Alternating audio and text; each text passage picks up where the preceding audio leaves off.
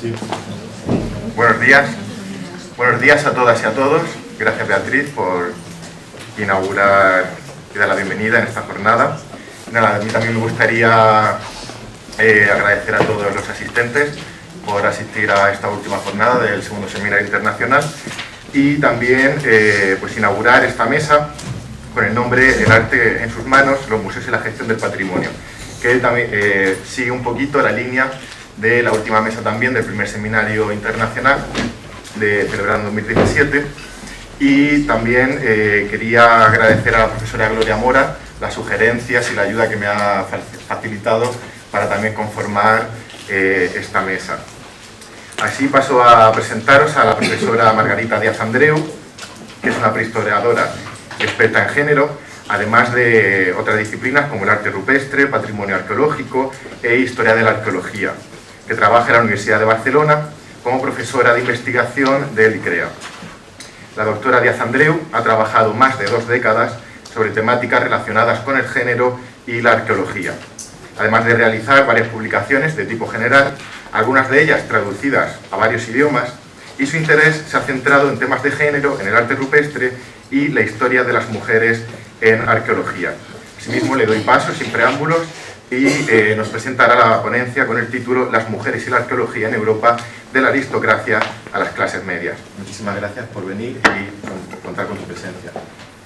No, gracias a vosotros por la invitación. He pensado que como seguramente pocos de vosotros, o pocos de ustedes, hablamos de usted, me conocerán, pues bueno, sí, he estado trabajando durante muchos años en cuestiones de género, de historia de la arqueología, de mujeres, y entre las cosas que he publicado, pues por ejemplo el libro de Excavando a mujeres, una historia de las mujeres en la arqueología europea, es un libro editado en realidad con la profesora Marie-Louise Stig-Sørensen, y después en la arqueología de la identidad escribí el artículo o el capítulo sobre género. Bueno, normalmente yo me he dedicado más bien a siglo XIX y XX, con lo cual cuando vi que el interés aquí general es más bien por momentos anteriores, he intentado hacer un esfuerzo para ir un poquito más atrás. Por ejemplo, ayer escuchamos la magnífica ponencia de Magdalena de la Puerta Montoya sobre Margarita de Austria, y ella nos decía que era una mecena de las artes, y yo me pregunto, ¿y de las antigüedades? A lo mejor también. Lo que pasa es que quizá nadie se ha puesto a buscar esta información, o simplemente la conocéis pero nunca la habéis resaltado. No me extrañaría, dado el contexto que estabas contando en tu ponencia, cómo seguramente había mujeres que también estaban interesadas por lo más antiguo. Pero esto yo por lo menos nunca lo he leído. También he de decir que no soy especialista en la época.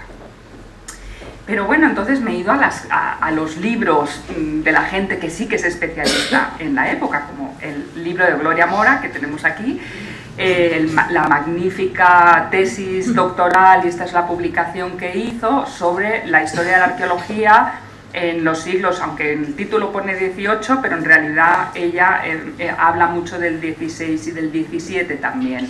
Bueno, hablando de cronistas, anticuarios, las academias, los viajes literarios, la epigrafía, los estudios de epigrafía, numismática, toponimia, las excavaciones y después la arqueología española en Italia. Y dije, bueno, voy a buscar estas mujeres. Bueno, del índice de nombres que tiene, quitando los de B a C que están repetidos, a mí me han salido 477 nombres mencionados. Y de ellos, de estos 477, solamente 5 son mujeres.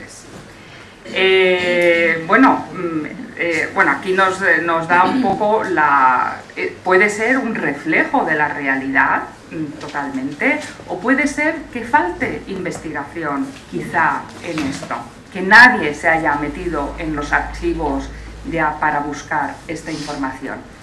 Y entonces, bueno, ya habiendo identificado a las mujeres, menos mal que existen los índices, porque si no me tendría que haber leído todo el libro de arriba abajo, entonces ya me fui a ver lo que se decía de ellas. Y entre las 5 había 2 más importantes, la reina de Suecia, Cristina, reina de Suecia, e Isabel de Farnesio, que no son mujeres españolas. Sobre Cristina de Suecia dice: una parte considerable de la colección real durante la época de Felipe V había pertenecido a la reina Cristina de Suecia y procede también de Italia. O sea, cómo las colecciones se van moviendo de unas manos a otras. Entonces, tenemos a una reina sueca que está haciendo coleccionismo de antigüedades y que esto llega después a Italia y la colección después se compra en España. Lo mismo con Isabel de Farnesio. En 1746, después de la muerte de Felipe V, Isabel de Farnesio llevó las estatuas al Palacio de la Granja de San Ildefonso y las expuso en una galería de estatuas. Y después su propia colección en Italia pasa al Palazzo Farnese en Roma, a Nápoles, y de ahí al Museo de Nápoles. Bueno, es decir, que de esas 5 mujeres mencionadas, en realidad no hay ninguna española que que por lo menos haga algo remarcable dentro de lo que es el estudio de las antigüedades y del coleccionismo. Bueno, entonces, ¿dónde están ellas? Yo creo que hace falta un estudio en archivos, porque bueno, pues a lo mejor es que realmente, por cualquier razón, en Suecia sí que le dan importancia y en Italia también, y aquí no, pero a lo mejor es una cuestión simplemente de falta de investigación. Pero es que lo mismo pasa también con la época más actual. Si vemos los libros que se han hecho sobre biografías, todas son de hombres. Entonces, pues lo mismo, ¿dónde están ellas? Es lo que podemos preguntarnos. ¿Por qué no hay biografías escritas sobre mujeres? ¿Dónde están estas mujeres? ¿Quiénes son? Si yo le pongo esta diapositiva a los alumnos, normalmente no saben de quién estamos hablando. Bueno, pues tenemos a Encarnación Cabré, a Joaquina Huarás, Pilar Acosta, María Luisa de la Seca, Gloria Trías o Matilde Font de Tarradell. Bueno, estas son mujeres mucho más actuales, pero ni siquiera las más actuales los alumnos son capaces de identificarlos. Entonces, la idea es un poco reflexionar aquí sobre qué factores han condicionado la participación de las mujeres en la práctica arqueológica, o qué factores han condicionado la participación de las mujeres en concreto en los museos arqueológicos. Y después preguntarnos, vale, si ya que las hemos identificado están reconocidas, bueno, esto ya lo he contestado, no están reconocidas, pero bueno, ¿y por qué? ¿Por qué no están reconocidas? Si vamos a los factores históricos, y ya me estoy refiriendo sobre todo al siglo XIX, ¿cómo puede lograr la entrada a la mujer en el estudio de las antigüedades? Bueno, pues hay una creciente importancia de la educación, este papel del nacionalismo en el siglo XIX que hace que hay toda una ideología de la educación, el papel que la mujer tiene en la educación de sus hijos para que se hagan buenos ciudadanos. Y normalmente se habla de hijos no en neutral, sino realmente refiriéndose sobre todo a los hijos, sobre todo en relación a ciudadanos. Después la industrialización, que hace que las mujeres primero de clase trabajadora salgan de casa a trabajar, y después ya en momentos en los que faltan hombres son las mujeres las que tienen que adoptar algunos trabajos masculinos, y después la vuelta atrás no es tan sencilla. Y bueno, pues los cambios sociales y políticos que nos llevan las guerras. Bueno, si buscamos entonces qué mujeres había en el siglo XIX, quiénes son las que están haciendo algún estudio de las antigüedades, las primeras que sabemos que se han hecho algún estudio en artículos, etc. Bueno, pues la primera, la condesa Marie Mecklenburg-Schwerin, nacida a mitad del siglo XIX, que solamente a principios del XX, cuando tiene una serie de circunstancias personales, aparte del fracaso de su matrimonio, la muerte de su hijo mayor, la muerte de su padre también, pues empieza a excavar. Y entonces ella es una mujer de 48 años, lleva a cabo unas 21 excavaciones en la zona donde ahora mismo es la ex Yugoslavia, la zona de Eslovenia, Croacia. Sabéis que los alemanes, las familias alemanas estaban muy extendidas por todo el este de Europa. Es una mujer reconocida porque tiene hasta visitas en sus excavaciones de los mejores, los más reconocidos arqueólogos del momento, como Josep de Schelet o Salomón Reinach y Oscar Monterius de Suecia, o sea, Francia y Suecia. Aquí en España tenemos a la condesa de Lebrija, Regla Manjón, una mujer que cultiva la pintura, la poesía, que llega a publicar un libro muy a finales de su vida, y que es a la muerte de su marido cuando compra el palacio de la calle Cuna en Sevilla y allí está coleccionando antigüedades. En su palacio lo que hace ella es una coleccionista sobre todo de objetos de Itálica y decora su palacio con mosaicos de Itálica y con varias antigüedades que podemos ver en esta fotografía antigua. Y ella es la primera mujer, en 1918, nombrada académica de número en la Real Academia de Bellas Artes de Santa Isabel de Hungría y Sevilla, y en el año 20 académica correspondiente de la de Bellas Artes de San Fernando. Es decir, es una mujer que también se le empieza a reconocer, pero es una mujer hasta cierto punto, en un determinado momento, polémica. Es una mujer, por supuesto, que tiene una serie es de la aristocracia, que tiene una serie de... que tiene dinero, pero que cuando se publica la ley de excavaciones arqueológicas, la de 1911, la de antigüedades, ella no quiere realmente seguirla. Ahí se hace un control de quién puede excavar y quién tiene permiso para hacerlo. Y sé que en un momento lo llegó a pedir, porque hay un permiso para ella entre los papeles de la Junta Superior de Excavaciones Arqueológicas, pero en un primer momento no lo hace o intenta saltarse la ley a la torera, y tiene incluso oposición de varios arqueólogos que hasta entonces habían sido sus amigos, como Rodrigo Amador de los Ríos.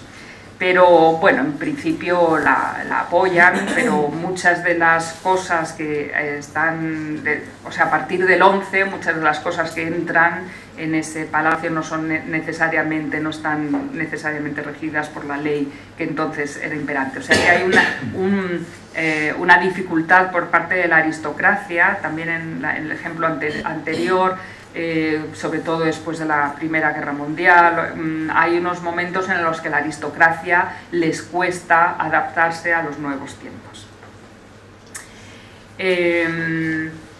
Tenemos varios testimonios, ¿no? Y después como ella intenta disculparse de que haya seguido haciendo excavaciones ilegales, en este caso después de la ley de 1911.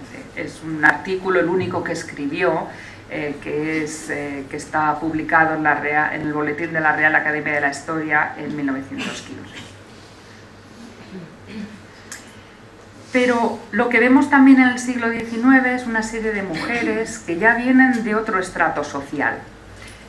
Vienen de un estrato social más de clase media acomodada. A veces tienen dinero por haber tenido padres industriales, y estamos aquí a un nivel más europeo, Sabemos mucho de Belzoni, pero también se nos comenta que había una señora Belzoni y que era importante, pero no sabemos mucho de ella. Sí que sabemos más de Amelia Edwards, que es una mujer que heredó una fortuna y se dedicó a viajar por Egipto, y después ella es la que funda la cátedra, o la que provee el dinero para la cátedra de egiptología que tendrá Flinders Petrie en la Universidad de Londres. O Jean de la Foix en Francia, que viaja con su marido y está publicando también sobre monumentos. Sabemos de ella porque Evelyn Gran-Amérique escribió un libro sobre ella, pero hasta ese libro tampoco se sabía mucho de ella. Y tenemos a la primera conservadora en un museo arqueológico, que es Johanna Mestorf. Llegará a ser conservadora del Museo de Kiel. Entonces vamos a ver, esta Johanna es la que proviene de un estrato, digamos, más humilde. Es una mujer que, trabajando como profesora de las élites, va a Suecia, aprende también las lenguas escandinavas y se empapa de todo lo que se ha publicado sobre prehistoria, que entonces en ese momento los países escandinavos son los líderes dentro del estudio prehistórico, porque son lo de las 3 edades, y esa es la importancia para Dinamarca y el resto de los países escandinavos de la prehistoria como justificación de su pasado nacional. Es muy importante, sobre todo en un momento en el que los grandes imperios escandinavos se han acabado en la época napoleónica. Entonces, para el orgullo nacional necesitan irse hacia atrás. Bueno, entonces es la importancia de la prehistoria en Suecia, en los países escandinavos, y ella se empapa de todo lo que se está haciendo allá. Después, sin embargo, pocos años más tarde, con un familiar de ese conde, se va con otra condesa a Francia e Italia y hace lo mismo, empieza a aprender sobre todo lo que se está haciendo en arqueología en Francia, en ciencias, incluyendo también la arqueología. También es líder en ese momento porque es la lengua internacional, y que tiene la lengua internacional tiene la llave del poder. Bueno, pues Italia. Y también va aprendiendo, va empapándose, con lo cual después, al volver a Alemania, que está viviendo en Hamburgo, se dedica a traducir obras al alemán de los mejores arqueólogos del momento: Hildebrand, Wurse, Montelius, Sophus Müller, y bueno, pues de un trabajito a otro terminan, y siendo voluntaria, terminan haciéndole ya. Bueno, participa en congresos internacionales, etc. Y en 1873 le ofrecen un puesto como conservadora en el Museo de Arqueología de Schleswig-Holstein en Kiel. Es decir, que será la primera conservadora mujer en algo relacionado con arqueología, que por lo menos que yo sepa. Bueno, pero entonces en España, ¿dónde están nuestras Amelia Edwards o dónde están nuestras Johanna Mestorf? ¿No? ¿Por qué en Inglaterra sí y aquí no? ¿O por qué en Alemania sí y aquí no? Bueno, pues para que haya una Amelia Edwards tiene que haber dinero, tiene que haber industria, tiene que haber unas industrias muy importantes. Y quizá podríamos haber encontrado esto en Cataluña, que es donde estaban las grandes industrias, en el País Vasco también, quizá un poquito más tarde. Y yo creo que en Cataluña, si no pasa, es por la importancia que tiene toda la idea del hereu y de la poca importancia que tienen las mujeres en Cataluña por sus leyes, por cómo ellos funcionan, ¿no? Esto se lo he dicho hasta a los catalanes. Bueno, es decir, que las mujeres tienen menos valor, nunca heredan, es el hermano mayor, es decir, nunca tienen control sobre el dinero, y eso es lo que le permite a Amelia Edwards hacer lo que quiere, ¿no? ¿Dónde están nuestras Johanna Mestorf? bueno, quizá lo mismo, falta una clase media importante en Madrid. O sea, si tenemos a un José Ramón Mélida es porque a lo mejor está en Madrid, tiene y bueno, viene de una familia, etcétera, y en estas familias, estas mujeres todavía, o digamos, no hay el cuerpo importante de clase media, no se ha formado como para que alguna sobresalga, rompa las reglas y salga adelante. De todas maneras, cuando hice la biografía de Mélida, una de las cosas que yo subrayo en esa biografía es que no es, porque él era como liberal al principio, no es hasta que él se hace totalmente conservador cuando consigue ya empezar a ser director de museo, etc. Es decir, dentro de la mentalidad conservadora, el que las mujeres estén teniendo oportunidades, pues no cabe, ¿no? Tanto.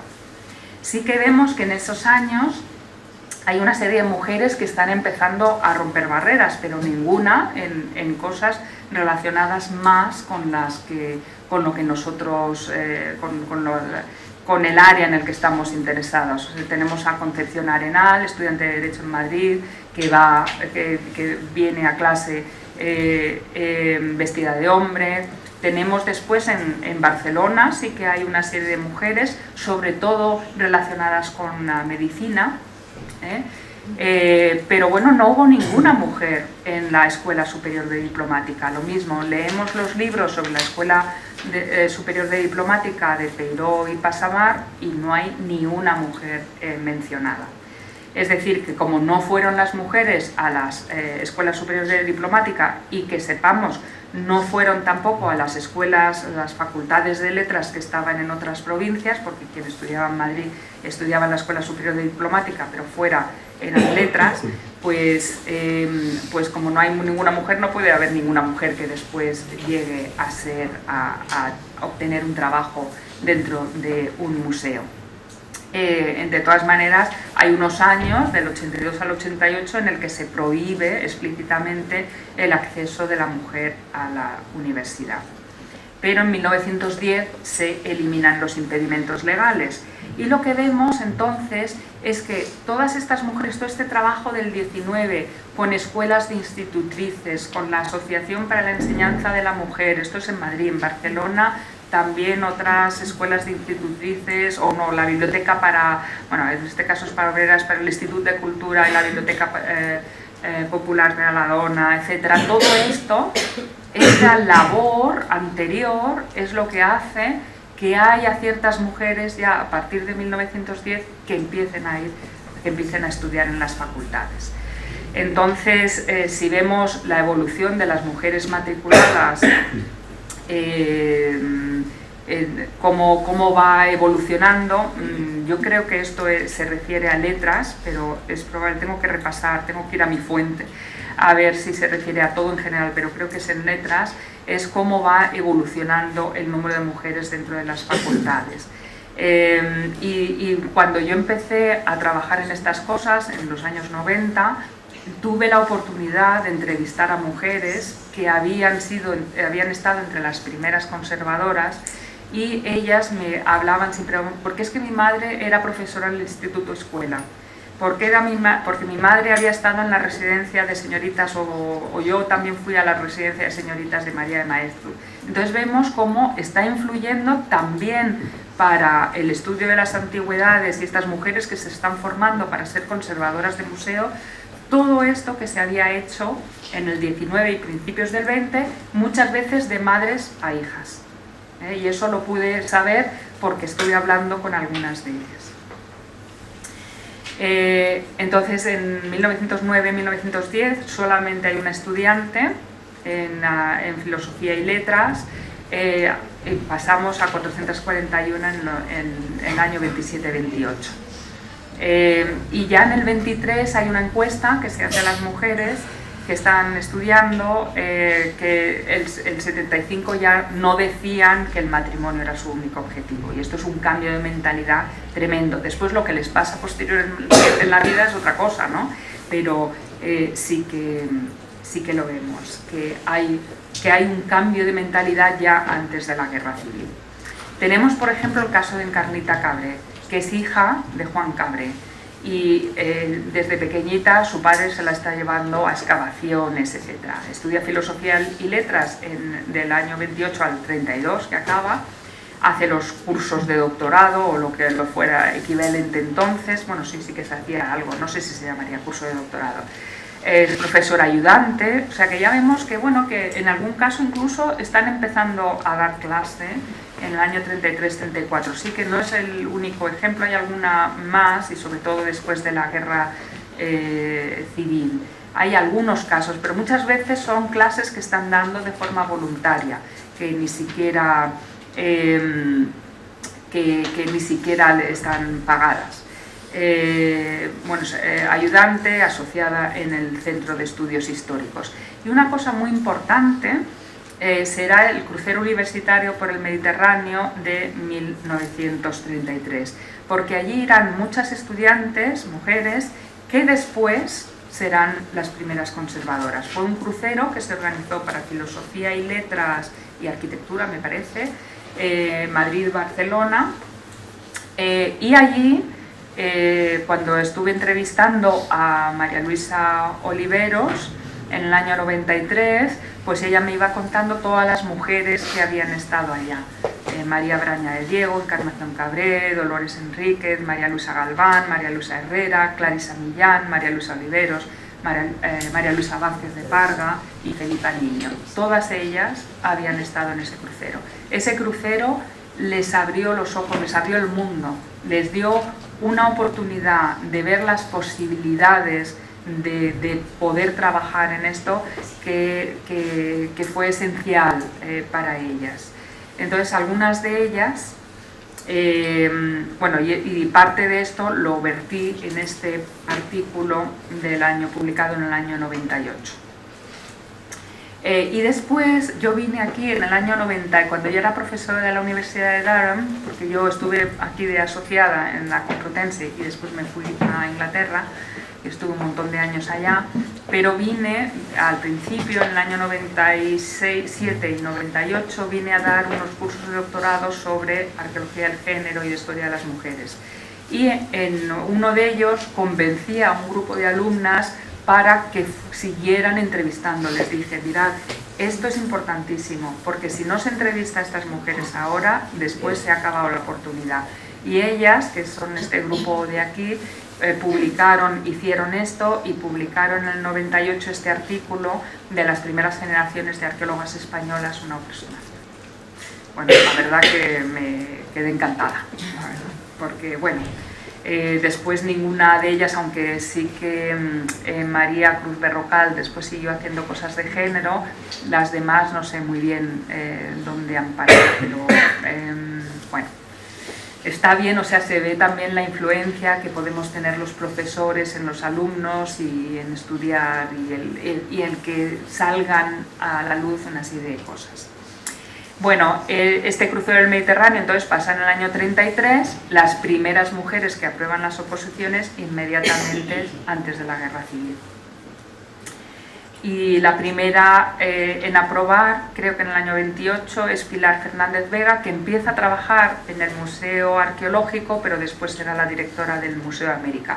Esto no significa que sean mujeres muy abiertas o muy de izquierdas o tal. Una vez estuve en Estados Unidos en una charla de estas, una sesión sobre mujeres en arqueología, que hablaban de las pioneras, no sé qué, y entonces cuando yo les decía, bueno, es que las pioneras pueden ser súper de derechas y tener a Himmler detrás en un cuadro. ¡Ah! Y todas se quedaban horrorizadas, ¿no?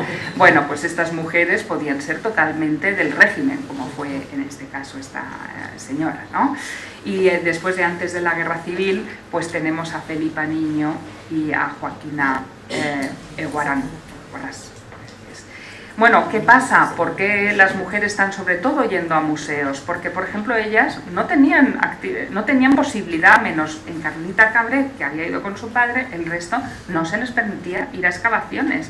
Es decir, que para la universidad, que hace falta que estés viajando, que estés en excavaciones, si eso ya directamente se las había discriminado allá. Aquí tenemos, por ejemplo, una fotografía de la cueva del Parpalló del año 30, en el que sí hay unas mujeres que son las cocineras del pueblo, el resto son hombres, ¿vale? Bueno, como veo que voy por el minuto 28, simplemente voy a dar un poquito de lo que pasa después de la Guerra Civil y ya pararé aquí. Vemos, esto es el primer curso de Ampurias del año 40, aquí hay un montón de mujeres, ¿dónde están? ¿Qué pasó con ellas?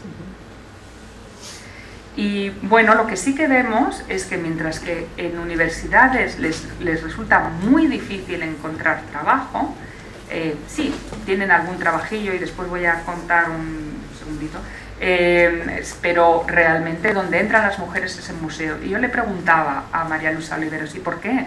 Y me decía, bueno, es que el sueldo era muy miserable.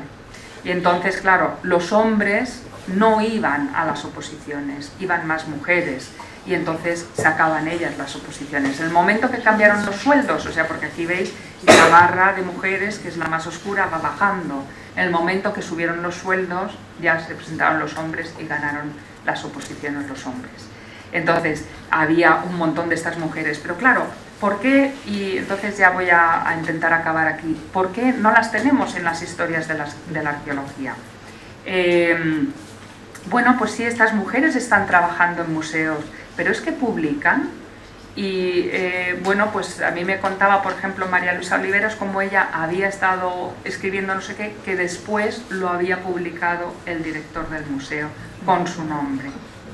Es decir, que realmente, primero ellas, nadie les animaba a publicar, con lo cual las historias de la arqueología que están escritas sobre la base realmente de lo que se publica y de las novedades que han salido a la luz, pues claro, ahí las mujeres, si lo que han estado haciendo es un trabajo muy importante en museos, pero que no ha salido después reflejado en publicaciones, pues estas mujeres las hemos olvidado, porque su trabajo queda silenciado.